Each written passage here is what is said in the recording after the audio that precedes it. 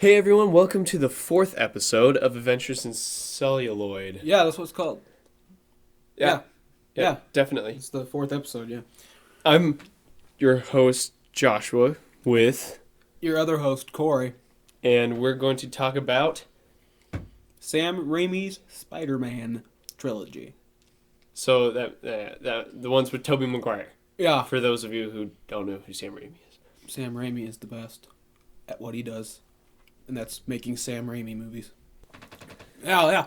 Okay, so released 2002, but it was stuck in development hell for 25 years beforehand. And it For 20 years? 25 years. 25, okay, so this is the first Spider-Man? Yeah. So the first Spider-Man was held in development for 25 years before it was released in 2002. Yeah, it went through a bunch of writers like James Cameron, Ted Newsom, John Brancato, and Menahem Golan. And that would have been interesting, Menahem Golan, right, in that thing. He probably would have cast Chuck Norris as Spidey. Wow, That would have been interesting. Chuck Norris as Spidey. Didn't you say I'm that? a friendly neighborhood Spider-Man.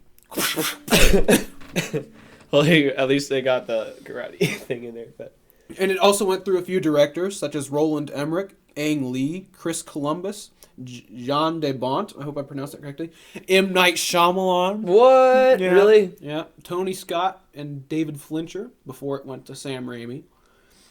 And it is the 48th highest grossing film of all time, and it was the 7th at the time of release. So there's been quite a few movies that have knocked it down a little bit, but yeah. Had some sequels. We're going to talk about those hopefully in this podcast. Yeah, it says it was the first film to gross $100 million in its opening weekend alone. And, at that time, no movie had done so, even when adjusted for inflation. That's pretty. You can tell people were looking forward to Spidey. He is one of the most beloved comic book characters besides Absolutely. Superman. I Absolutely. mean, like everybody wants to have the cool Spider-Man suit. I like Spider-Man better than Superman. Yeah, me too. Okay, me too. Here we go. Got that out of there. Whew.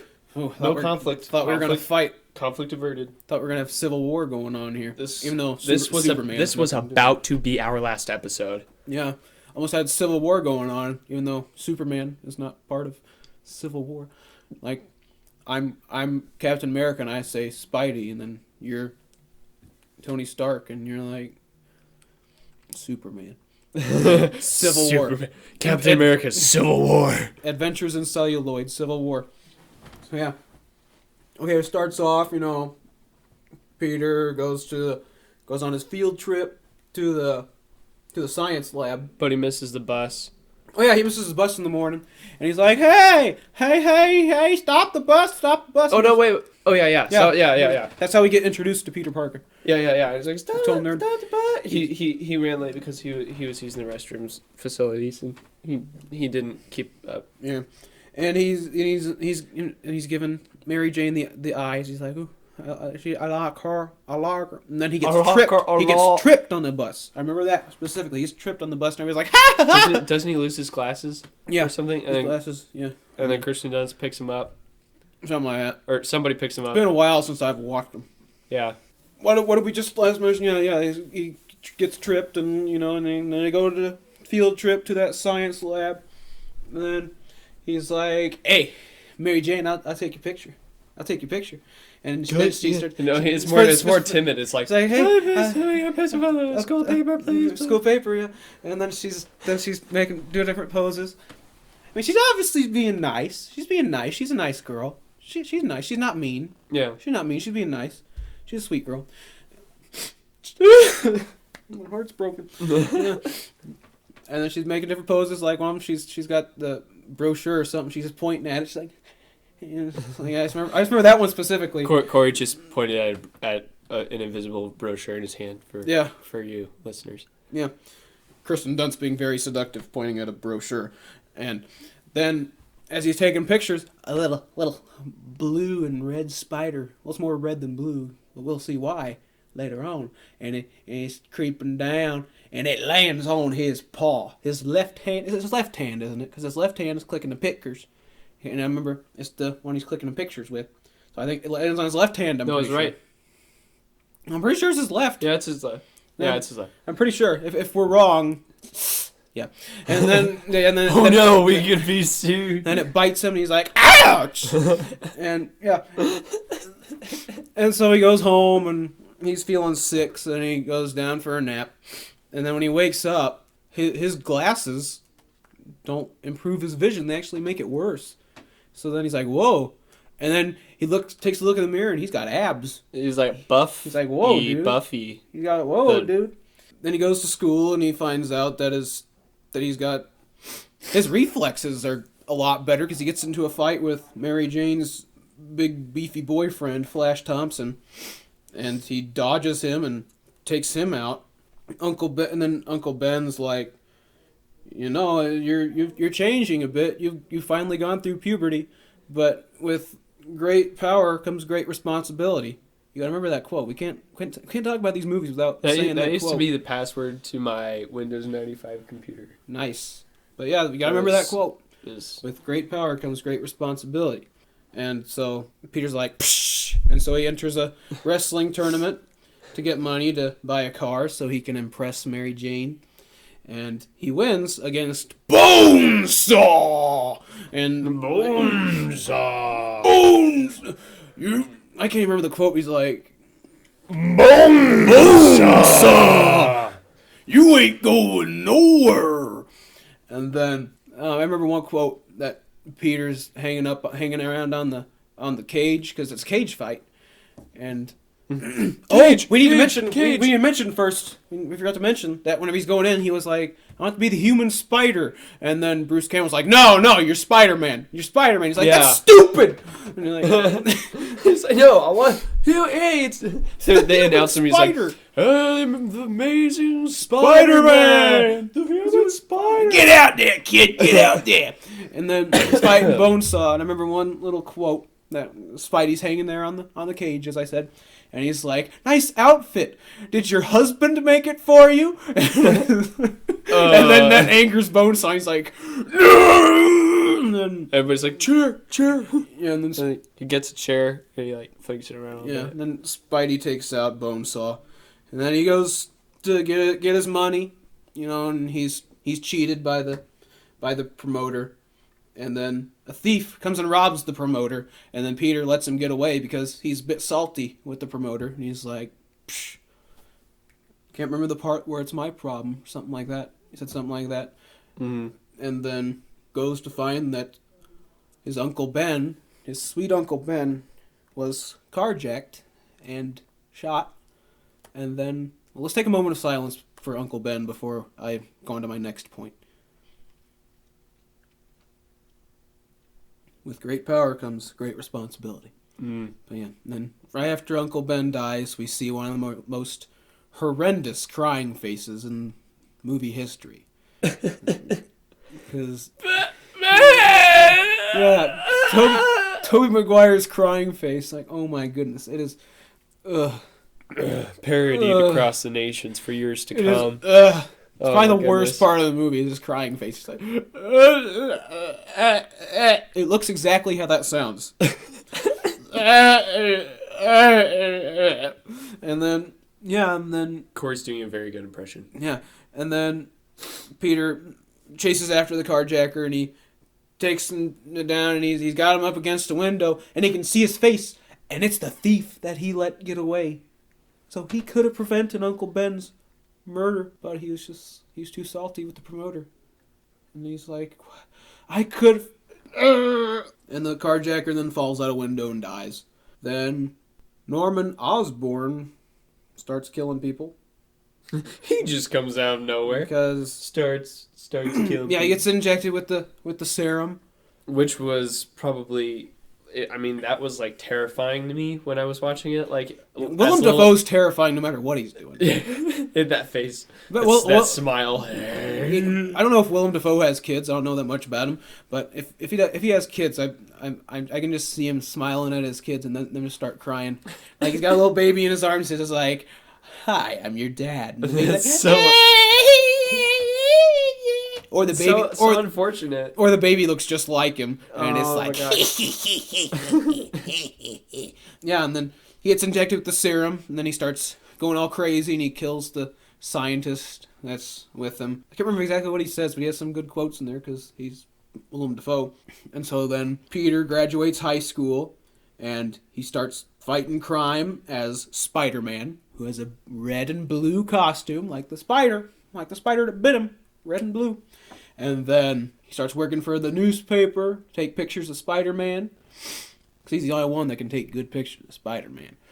Yeah. And then...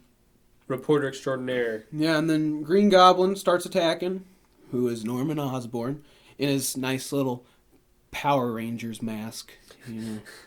Yeah. He was the first Power Ranger. No, he wasn't.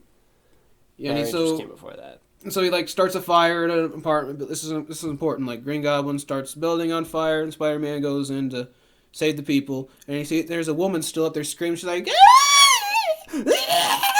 exactly like that. And then Spidey goes up there, and he finds out the woman is Green Gobby. And then they get in a fight, and one of the razor bats cuts Spidey's arm. And then after that, there's Thanksgiving dinner at the Parker home. Oh, yeah. Yeah, and Peter's late, but Norman Osborn is there too, and so he's like, "Where's Peter?" And then Peter's, of course, not all the way out of his Spidey costume yet, and he's like hiding around. He's like up on the ceiling when they come into the room, and then looking for him, and then just Norman in there, and then blood drips out of the cut and onto the floor, and Norman's like, "Ooh, ceiling bleeding?" And he looks up, and he's like, "Nothing there." And then he goes out into the balcony, and then we see that Spidey's like right underneath the balcony. It's just like, well, he's right there. He's hanging out. And then he's being a spider. And then Peter shows up to Thanksgiving with the cranberry sauce. Remember, he brought cranberry sauce. Oh, yeah. Because his Aunt May was like, "Bring the cranberry sauce, Peter."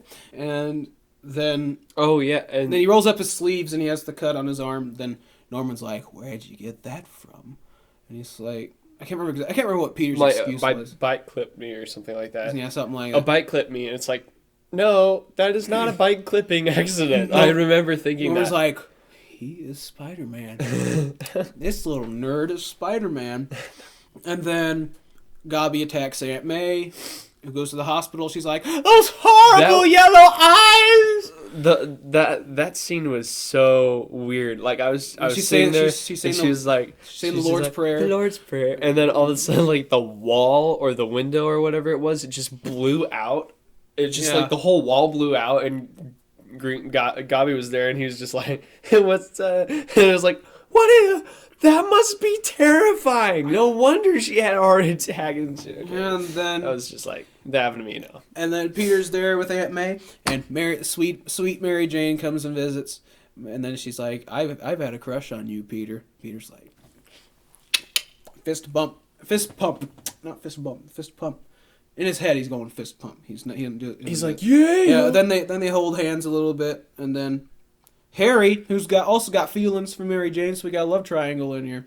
Harry Osborn walks in, and he sees them holding hands, and they quickly let go, and he's like, oh, this is how it's gonna be. This is how it's gonna be. Oh, I see how it is. And then Harry tells his dad, and he's like, Peter likes Mary Jane, and then Norman's like, I know what I can do with this. I can't do a Willem Dafoe voice, but one sec. Nobody can do a Willem Dafoe voice. Godspeed, Spider-Man. Godspeed, Spider-Man. That's like Godspeed, Spider-Man. I can't do it. That's like my favorite line from the movie. That doesn't come until later, though. Yeah. So then Norman's like, "Oh, I can use Mary Jane as leverage," and then Gobby kidnaps Mary Jane, and he's holding her hostage along with a tram car full of chillin', and full of chillin' on the Queensboro Bridge, and then he forces Spidey to choose which one, like a Telltale video game. You gotta choose one. Yeah, it's like that. Yeah. The choice that decides the story. And then Spidey manages to save Mary Jane and the chillin', and to make a long story short, and so then because he's Spider-Man, yo. So then he starts So then they fight. That's all I'm gonna say for that. Spidey and Gobby fight They a bit. just fight. They fight for a while. Then they start fighting, and then eventually, the mask comes off of Norman. Spider-Man's like, Norman Osborn. Normie's trying to. He's like getting his Sandy back a little bit, but then Gobby takes over again. He's like, Godspeed, Spider-Man. And then the glider, Gobby's glider comes and it's aiming right towards Spidey, but the Spidey sense goes off and he backflips and dodges the glider. But the glider, like a boss. Glider plunges straight into Norman's gut, and he's like, ah! I didn't think that through. And like his mouth was bleeding and stuff. I remember this when I was a kid. I was like, don't tell Harry. Exactly. It was like a really weird like stop and go death. It was like, don't. It's just like, everybody, hey, it's your friend Lee. Lee came and joined us again. Yeah, we're just talking about how Green Goblin dies, and then then Spidey takes his body back to the Norman house, and Harry sees Spidey and he's like, hey, what are you doing? And he gets a gun, and he's like, my daddy's dead! I'm gonna kill you, Spider-Man! I can't remember exactly what he says, but he basically wants to kill Spider-Man. Yeah, I think he says exactly that. I'm gonna kill you, Spider-Man. Like, well, no threats, okay. Well, I mean, besides that, we're like, no creative. And then Norman's funeral. Literature. Harry tells Peter, he's like, I'm gonna kill Spider-Man. Mary Jane's like, I love you, Peter. Yeah, and then Peter's like, I can't do this. I can't be with you, Mary Jane. I just can't. But she's like, well, why? And he's like, I just can't. I can't remember exactly what they say. Why? But that's basically how it goes. And then she's crying, and he's walking away because he can't be with her to protect her, right? And that's like the hardest thing to do. Like, you both like each other, but to keep one of you safe, you just can't do it. Yep. Just can't do it. Spidey makes sacrifices, and then he's leaving the funeral. Okay, then Peter's walking away, and he says, whatever life holds in store for me, I'll never forget these words. With great power comes great responsibility. This is my gift. My curse. Who am I? I'm Spider-Man. Credits roll. Boom. I hit the table. Man, our audience at home knew that was probably intense for them right there. But it was just like on that side, it was playing out. What's going on? I'm Spider-Man. Boom. Okay. Yeah, and so Got hit with a nuke. Spider-Man got hit with a nuke at the end of that okay, what do you think about this movie? Well, just saying, it was my first superhero movie I ever saw. So it was like, I had always wanted to see it. I was like, Mom, Dad, can I please watch Spider-Man now? Can I please watch Spider-Man now? Please. Like a week later, can I please watch Spider-Man now? And they're like, and then finally like, okay, I could watch Spider-Man. And so I watched Spider-Man. It was like the greatest movie I had ever. Yeah, it was pretty great. Like it's not a bad movie at all. I mean, like the remakes are great, but the originals are still pretty good. Like I didn't like the new ones. They didn't do the new ones with Andrew Garfield. Yeah, they didn't do anything special for me. Like they're just like, they're good. I like the accuracy of them. Yeah, they're closer to the comic book. Yeah, but they have Gwen Stacy in them, where Gwen Stacy doesn't come in until Spider-Man 3, and they like didn't even know each other at that point, and that's not at all. Yeah, I would say that Spider-Man was one of those like coming of age movies for me, like where like there's violence but not too much violence, and there's lots of like intense situations. So it came out on, let me see, came out May 3rd, 2002. So I was 5. I mean, I was 6. I was 6 when it came out. And then, so yeah, you were 5. You're almost 6. But when did you first see it? Was it very soon after it came out, or? No, I saw it like when I was like 10. Okay, so I saw it I saw it in first grade because I remember the day I saw it. I was at school, and because it wasn't in theaters, because it was out on pay-per-view. It was on pay-per-view, and my mom didn't even tell me anything. But then I was at school, And like we had a substitute teacher, so the substitute teacher was like, "I'm bringing up a bunch of movie music. You're gonna tell me what movie it's from." And then he starts playing the Nickelback song that's in Spider-Man, the only good Nickelback song in my opinion. He's like, "Hero to save us. I'm not gonna stand here and wait," and something like that. And that's the only good Nickelback song, honestly. And then I didn't know what the song was, and he was like, "It's from Spider-Man." I was like, "Oh!" And then I go home, find out my mom recorded Spider-Man on pay-per-view, so I was like, "Yeah, Spider-Man!" And then I watched it, and then I watched it again and again and again, and I was like, you watch that movie, and then afterwards, like at that stage of my life, every superhero movie I watched, like after I was done watching it, like I would like go into my bathroom and look in the mirror and be like, "Web. I'm Spider-Man." Yeah, like I make the cape, the Superman cape you always do. I was like, oh my god. My favorite scene from that movie is when he's like testing out his powers, and he's like climbing up the wall, and he's like, dun, dun, yes, dun, dun, dun, dun, dun, dun, dun, dun, dun, and then he's Jaws remake. And then he's swinging on the webs. He's like, woohoo, woohoo! Or before that, before he swings, he's trying to shoot the web. He's go like, web, go up and away with. Up it. Go web, fly! go. It's like, yeah. And then he hits the billboard. Yeah, had some good comedic features to it. Yes. And of course, the Bruce Campbell cameo. I mean, Bruce Campbell is in like every single Sam Raimi movie. I'm pretty sure, because he was the star of the Evil Dead movies. So of course he's in those. Let's see, what have you seen any other Sam Raimi movies aside from Spider-Man? I've seen Spider-Man. Spider-Man 2 and Spider-Man 3. Yeah. See, I've also seen Spider-Man 3 was like not really. Yeah, like... We'll talk about that later. That'll come in its own time. That'll be a public bashing episode. Yeah, I've seen the original Evil Dead trilogy and Darkman. Darkman. Have you seen Darkman? No. You need to see that. Sounds like Batman. Yeah, that's exactly kind of what it was. Because Sam Raimi wanted to make a superhero movie in the early 90s. And he couldn't get the rights to Batman because they still belonged to Tim Burton at that time. Because this was like a year before Batman Returns came out, so Tim Burton still had the Batman rights. And Sam Raimi wanted to make a Batman movie, but he couldn't. And so he's like, "I'm just gonna make my own superhero." So then he made Darkman, Liam Neeson as Darkman. Mm-hmm. It was a great movie. Liam Neeson. It was totally a comic book movie. Neeson. It was totally a comic book movie without being based on a comic book. You gotta check it out sometime. Darkman. And it was good. Yeah. Okay, it was I'll great. have to. So yeah, all of you viewing, if you liked Spider-Man, check out Darkman.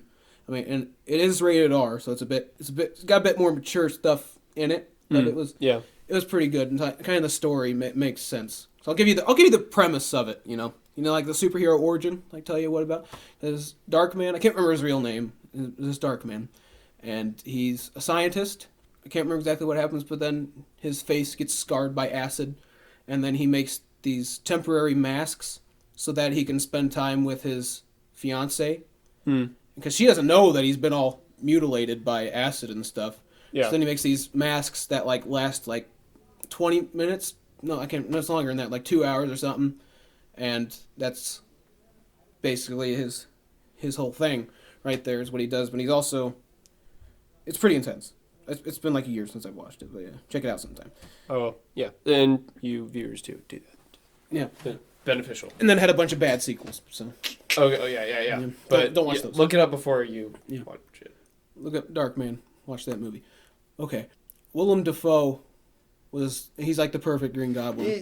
You can't, yeah, I mean, like, perfect, I mean, Itsy bitsy spider went up the water spout. Out came the goblin and wiped the spider out. Just took the spider out, but whatever. Yeah. And he was perfect. Wasn't he perfect, Lee? He was the perfect Green Goblin. You did a good job. With that Power Rangers mask, though, just like he looked like a Power Rangers villain. He didn't look like Green Goblin, but okay, I'll take it. It's Willem Dafoe. Take it. What do you look like in the comics, though? Didn't he kind of look? He has like a hood, and he doesn't have a giant mask. He's got like a hood. Like it was actually his face that had that look. It wasn't like a helmet okay. And he's got a pointed hood and big ears. He looked like a goblin. Yeah. Hence Green Goblin. Yeah, okay. But I think they could have just gone with Willem Dafoe's natural face. It would have worked, just because he's scary looking. Like I was telling Josh earlier that I don't know if Willem Dafoe has kids, but if he does, but he frightens them all the time. Looks at me, he's like, "I love you, son." I love you some big smile. His grin is just so. Give me those shivers. To quote our friend Kyle. I think I just bumped the table, but give me those shivers. But yeah, and then Kirsten Dunst was a good Mary Jane. Yeah, I would say that the whole movie has it has really good casting. Yeah, but like Kirsten Dunst, like she did a good job. She didn't have a very well known movie career though. She was a child actor though. She was in Jumanji. She was. Yeah, and she was also in like Little Women or something. Wasn't she in Small Soldiers as well? I don't know. You ever seen that movie, Small Soldiers? Oh my goodness, that is a fun movie. You seen Small Soldiers? I think I have. Oh my goodness, that was a fun movie as a kid. I need to look that up. But yeah, I mean like and Tobey Maguire too. Like all these actors kind of like Tobey and Kirsten had great chemistry. Yeah, but like I mean after the Spider-Man movies, like I never saw. I only know that Tobey Maguire was in the Spider-Man movies. I've never seen him in anything He's else. also in Seabiscuit. Never seen it. Great Gatsby, the new one. Oh, really? Yeah, he's in the new one. Well, Can't remember who he played, but he's in the new one. It's interesting because I mean, like Spider-Man's like this really huge film. It was like we read there $100 million of gross, whatever. And but that happens with a lot of big movies, like Star Wars. Typecast. Like Star Wars. Like if you don't pay attention to voice acting, Mark Hamill hasn't had much of a career since Star Wars. That's true. And Carrie Fisher, I mean, I can only name one other movie that she was in other than Star Wars, and that was Blues Brothers. Back on the topic, but yeah, apparently Toby and Kirsten had a thing during the filming of Spider-Man. Really? At least from what I've heard. I think there's an interview with Sam Raimi that he's having dinner with the two of them once, and they just kept like glancing at each other, just like, yeah, something's going on here. They're having a showmance right here. They're having a showmance. Showmance. And then later on, Andrew Garfield and Emma Stone had a showmance, and it's apparently still a thing. I think I looked it up. Moral of story: Spider-Man brings people together. If you play Spider-Man, you're gonna get with your love interest at some point in real life. Just keep that in mind. And oh my goodness, another part of genius casting. You know exactly what I'm talking about, right? Bonesaw. No, Bonesaw. That was who played Bonesaw? He's a wrestler. Can't remember exactly what his name is, but I think he's dead now. But what was his name? I know his name. Macho Man Randy Savage. That's who played Bonesaw. But he's a real wrestler. But one of the most genius castings that I just can't see anybody else in this role. You know exactly what I'm talking about, right? J.K. Simmons as J. Jonah Jameson. Yeah, that is just perfect. Yeah, just perfect. Like you can't. Absolutely, yeah. J.K. Simmons is amazing. Yeah, he is. He's amazing. Yeah, and he's perfect as J. Jonah Jameson. But I think they should have kept the little toothbrush mustache. You know, the Chaplin, the Hitler. You know, the little mustache. They should have kept that, but it was fine. Yeah. It all worked out. But I'm glad they kept his little trademark cigar in his mouth. Yeah, that was great. And it followed his character so closely resembling his character in the comics. Mm-hmm. It was perfect. And Rosemary Harris as Aunt May. She's such an adorable old lady. I mean, those yellow eyes. Those horrible yellow eyes. But yeah, I don't know what she's like in real life, but from Spider-Man, I believe that she's a sweet old lady. Mm-hmm. And then Cliff Robertson as Uncle Ben. I mean, that was great casting right there. Cliff Robertson as Uncle Ben Parker. I mean, then Martin Sheen did it. And he was good. He was good as Uncle Ben in the new one. Oh yeah. He was good Uncle Ben, but Cliff Robertson though. You seen Cliff Robertson in many things? No. And he was good. He wasn't big, but he was great. Cliff Robertson. He passed away like a couple years ago. Let's see. Who else was in this movie? Michael Papa John as the carjacker. That's his name, Papa John. He did a great job. Michael Papa John. He did a great job falling out of that building. Yeah. It was A1 performance, you know. And but then he had to kill Uncle Ben. Yeah, unless you watch Spider-Man 3, spoiler alert. That movie was just not good.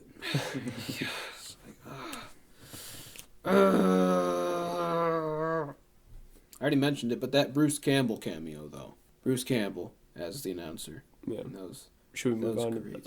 And there were a ton of little cameos, like whenever they're all talking about that little montage where everybody's talking about Spider-Man. Mm-hmm. It's like a bunch of little cameos in there, apparently.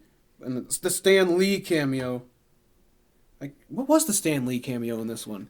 Because I know in the second one he saves a kid from getting smashed by a falling thing, but I'm pretty sure that was the second one. But I can't remember. I don't know. He's probably like in some bar or something. Oh, well, that wasn't the first one. He was grabbing a young girl from getting crushed by debris. That wasn't the first. That wasn't the first one because when he was attacking the parade or whatever the festival. No, that was in the second. No, it was the first one. Because he was attacking the parade isn't in the first one, is it? The festival. Yeah, it is. You know. That's where it is? Green Goblin first kind of does Yeah. a big appearance. Oh. Yeah. I see. Because Okay. the board of directors is there. Yeah. And he That's right, okay. blows up the balcony and kills the board of directors. Yeah. Okay. Turns him into a skeleton. Right. Isn't that what happens? He, His bomb fries him. eats the. Oh yeah, flesh off of him. the bomb Yeah. skeletifies him. Skeletifies. Yeah, Mm. it does. Crawls like a spider and looks like a bug. We should all just give him one big hug. 'Cause look out, woo! Here comes the Spider-Man. That's like my favorite underrated part of the movie, right there. Oh, that little montage, yeah. that guy that's just playing the guitar. That is a brilliant part of the movie. So now we're gonna move on to our rating segment. How of the safe podcast. for chillins would you say this one is? Mm. See, I was watching it when I was 6 or 7. One of those two, because it's first grade. I probably first watched it when I was 10 or 11. Mm-hmm. But like even then, it's like around age 10 is like the perfect time to introduce that. Yeah. But I'd let them watch it when they're 7, though. My chillins. Okay. Well, then you have to be careful because you have to know your children. Again, Yeah. use your own judgment. Yeah. But I know that the goblin could be scary. Yeah. William Dafoe alone. Willem Dafoe in He could give anything. kids nightmares. Like, Sorry, I want to see Willem Dafoe. I want to see Willem Dafoe in a kids movie, like legit. 'Cause I want to see how that turns out. Kindergarten Cop. Kindergarten. I would go for that. A Yeah. Kindergarten Cop sequel with Willem Dafoe. I would go for that. Yeah. I would go for that. But yeah, so I'd say it's up to your own judgment, but I'd say safe for chillins, Around- 7 and up. I was around like Because 9 or 10 'cause ish. But kids will like Spider-Man early on. Yeah. But start them on the cartoons. Start them on the Yeah, start them on the cartoons. Amazing Spider-Man. Spider-Man does whatever a spider can. Oh. Spins a web and he sighs something. Look out! Here comes a Spider-Man. Yeah, and then my IMDb rating, I gave this one an 8 out of 10. I gave this one, I think I gave it an 8 out of 10. Yeah, it's Also, it's I mean, an 8 out of 10 movie. it's a good quality movie. I mean, it's got its issues. it has Power its issues Rangers mask. like Tobey Maguire's face when he cries. Yeah, and Power Rangers mask. Yeah, Power Rangers mask and